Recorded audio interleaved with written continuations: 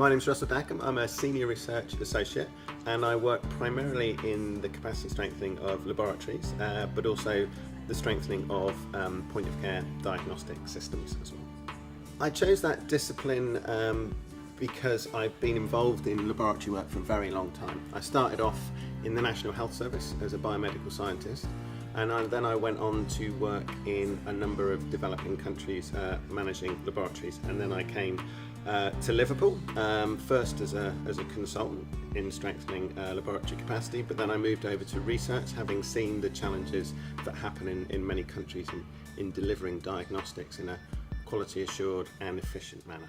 The impact of our work is essentially to provide quality diagnostics to those who need them the most, which is often the most poor and disadvantaged in countries. So issues around access, issues around speed of diagnosis, issues around even the way the results are given out are all issues which we work at to try and make more efficient and more focused. First of all, I'd use cross-cutting, which is more than one word, but the work that we do very much underpins a number of different diseases, because you have to obviously diagnose different diseases, and laboratories are key in ensuring that those diseases are diagnosed correctly. I would use multidisciplinary as another double set of words possibly, where the work that we do requires a number of different methodological skills, so both quantitative and qualitative skills. And the last thing I would do is focused. Our work is very much, as I said, focused on ensuring that the most disadvantaged in society get access to these services. Well, I think the work that we do into providing or helping to provide diagnostics to the poorest and disadvantaged means that those groups where the highest burden of disease receive that service. So hopefully they get diagnosed earlier, they get the correct diagnosis, so therefore they hopefully should get the correct treatment.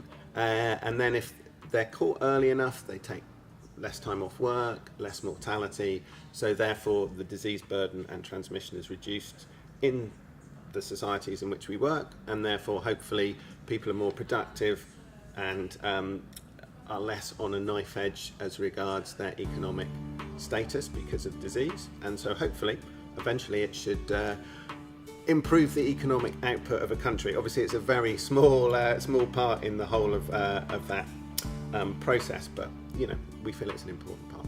I mean, obviously LSTM is a international organisation that works in many developing countries, so obviously is at the cutting edge of tropical medicine, particularly in the areas of neglected tropical diseases, capacity strengthening, and many other different areas. The school is an important place to come, because many of the staff do work on a regular basis in those countries, so we're very much in a position to see what is happening now and what the problems are now in the countries.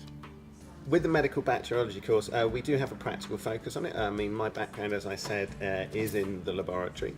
So we try and give students a good hand-on approach, so you understand what's done in the laboratory.